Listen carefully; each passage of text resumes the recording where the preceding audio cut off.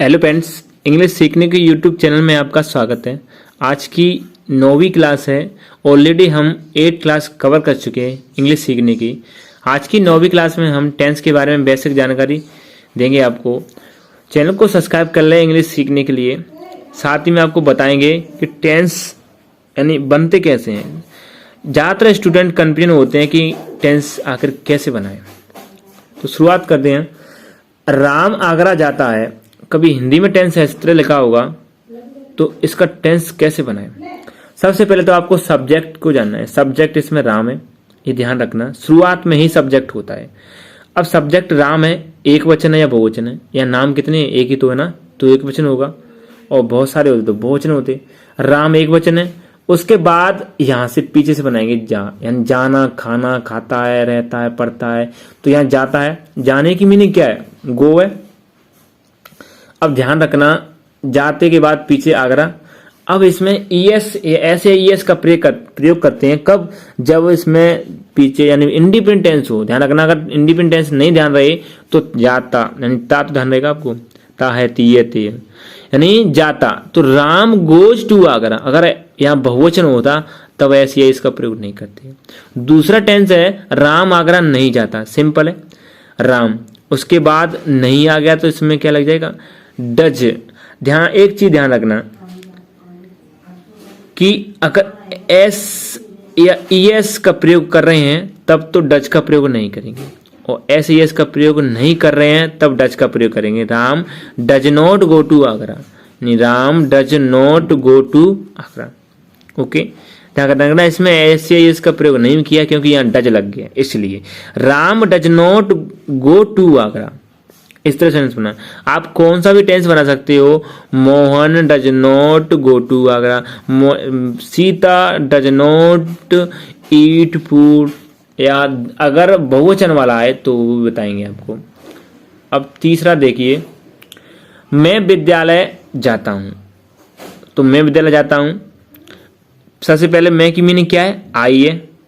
अब जाने की मीनिंग क्या है, गो है, यानी आई गो टू स्कूल, यानी आई गो टू स्कूल, यानी जाना, फिर इसके विद्यालय की।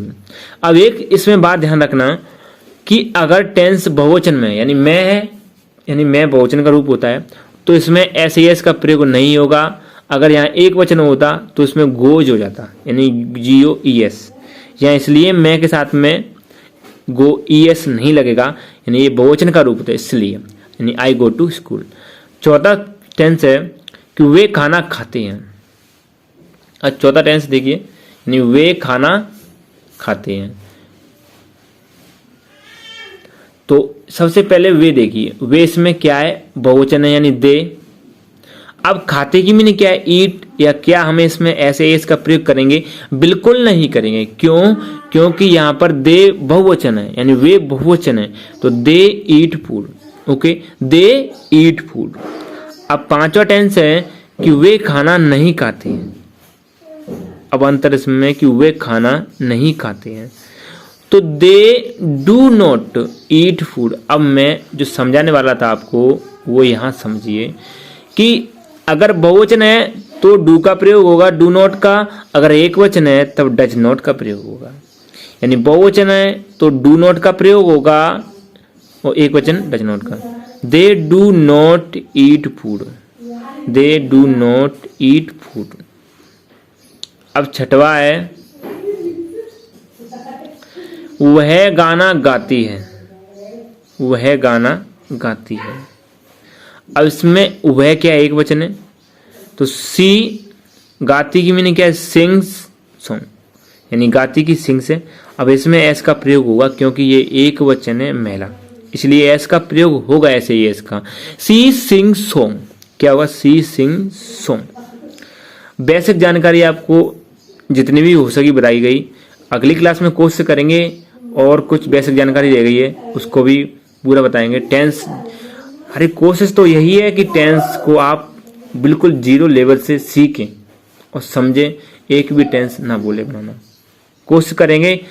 हम जब क्लास लेके आएंगे अपनी पूरी टेंस की, तब आपको नियम से भी पढ़ाएंगे। चैनल को सब्सक्राइब कर लें, अपने दोस्तों को शेयर कर दें। तब तक मिलते हैं एक और क्लास में, और अपने घर पे छोटे छोटे टेंस बनाने की कोशिश कीजिए। Thank you.